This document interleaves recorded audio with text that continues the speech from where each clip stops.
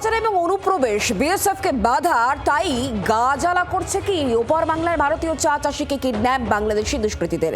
জলপাইগুড়ি ঘটনা, জলপাইগুড়ি রাজগঞ্জের কুকুর জানে চা চাষিকে অপহরণ করা হয়েছে। বিএসএফ কে নথি দেখিয়ে চা বাগানে কাজ করছিলেন স্থানীয় বাসিন্দা দীপঙ্কর গোপ। অপহরণে বাধা দিলে বাংলাদেশি দুষ্কৃতীদের সঙ্গে ধস্তাধস্তি হয়। চা চাষিকে টানতে টানতে বাংলাদেশের ভূখণ্ডে নিয়ে যায় দুষ্কৃতীরা। অপহৃতকে ফেরাতে বিএসএফ এর ফ্ল্যাগ অফ মিটিং চলছে। বিজেপির সঙ্গে ফ্ল্যাগ মিটিং করেন বিএসএফ এর আধিকারিকরা এবং এই মুহূর্তে বাংলাদেশের সীমান্তরক্ষী বাহিনী বিজেপির হেফাজতে রয়েছে এই দীপঙ্কর গোপ। কখন বা কবে তাকে ছাড়া হবে তা এখনো পর্যন্ত অজানা। পুরো বিষয় নিয়ে কথা বলবো। প্রদ্যুৎ এই মুহূর্তে আমাদের সঙ্গে রয়েছেন, আমাদের প্রতিনিধি সরাসরি, এবং তার সঙ্গে রাজগঞ্জের বিধায়ক দীনেশ সরকারও সঙ্গে রয়েছেন। প্রদ্যুৎ, তোমার কাছ থেকে জানার চেষ্টা করবো, দীপঙ্কর বাবু কিভাবে দেখছেন পুরো বিষয়টা নিয়ে? তার এখনো পর্যন্ত কি তৎপরতা, তিনি কোন কোন জায়গায় যোগাযোগ করেছেন, তার বক্তব্য শুনবো।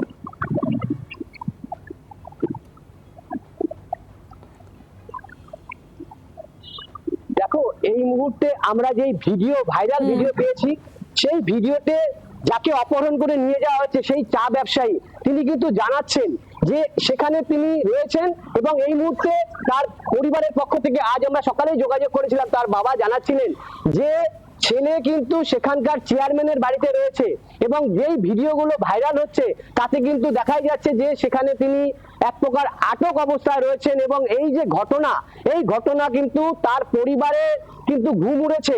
তারা বিএসএফ এর দ্বারস্থ হয়েছে। বিএসএফ ইতিমধ্যেই ফ্ল্যাগ মিটিং করেছে দফায় দফায় এবং পুলিশের সাথেও যোগাযোগ চলছে।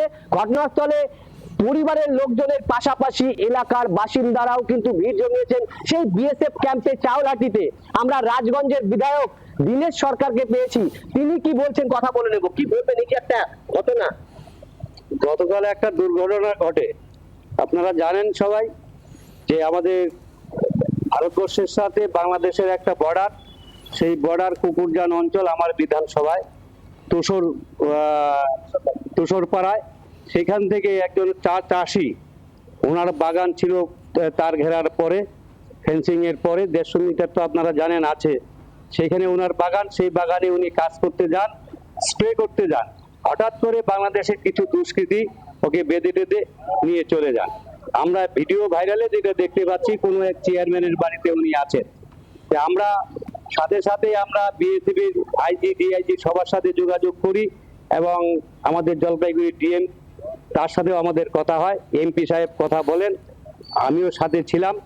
সেইভাবে ওনাদের একটা ফ্ল্যাগ মিটিং হয়। এরকম ঘটনা ঘটলো? এই ঘটনাটা ঘটাচ্ছে এখন যেটা আমরা জানতে পারি যে কিছুদিন আগে বাংলাদেশের এক দুষ্কৃতী এই ফেন্সিং পার হয়ে ইন্ডিয়াতে ঢুকে যান এবং সেখান থেকে বিএসএফ তাকে ধরে পুলিশের হাতে তুলে দেন। সেটা আইনি প্রক্রিয়ার মাধ্যমে পুলিশ এখন হয়তো বোধহয় জেল কাস্টডিতে আছে আর কি। ওদের কি দাবি এখন সেটা বিএসএফ এবং প্রশাসন এর আলোচনা করে। ওরা কি চাচ্ছে? ওরা বিনিময় চাচ্ছে আর কি, ওকে নিয়ে ওকে দিবে এরকম একটা বিনিময়ের কথা ওরা বলছে আর কি।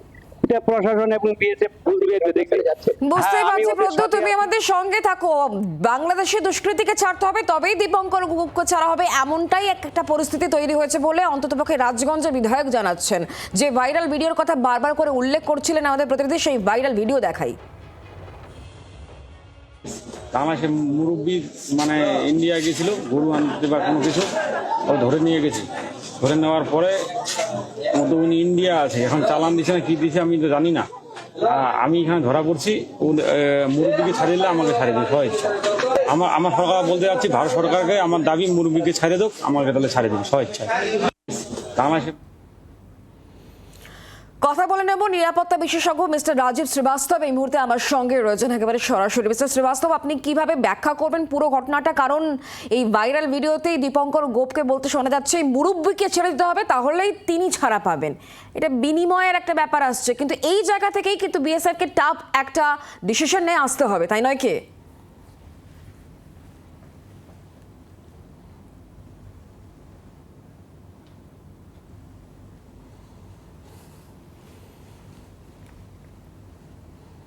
মিস্টার শ্রীবাস্তব, আপনি আমাদের সঙ্গে রয়েছেন? হ্যাঁ হ্যাঁ হ্যাঁ, নমস্কার নমস্কার। হ্যাঁ, আমি যেটা জিজ্ঞাসা করছিলাম আপনাকে। নমস্কার। দেখুন, এটা আমরা বলি বর্ডার অ্যাকশন টিম।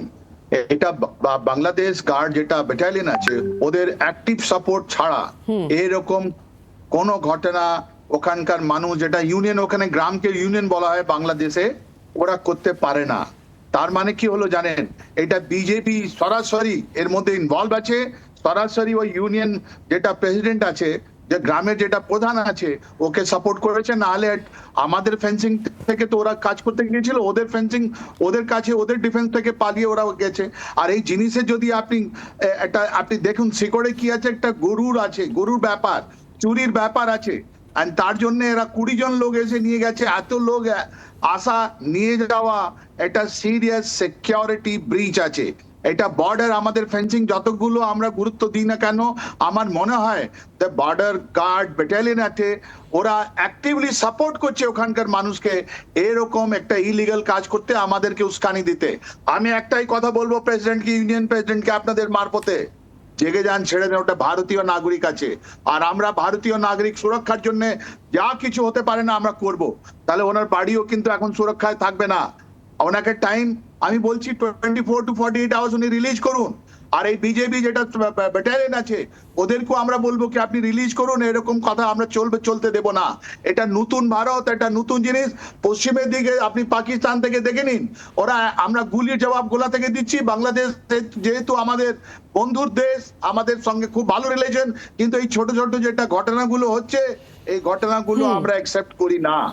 এবং আমরা এই অন্যায় ভারত ঘটনাগুলো কখনো যে accept না- মাথা নত করেনি এবং আগামী সময় তো করবেন না, সেটা স্পষ্ট করে বুঝিয়ে দিতে ভারত জানে, সেই বার্তা আবারও দেওয়া হবে বাংলাদেশকে। অনেক ধন্যবাদ মিস্টার শ্রীবাস্তব আমাদের সঙ্গে সরাসরি থাকার জন্য। বাংলার আওয়াজ, বাঙালির আবেগ, জি 24 ঘন্টা।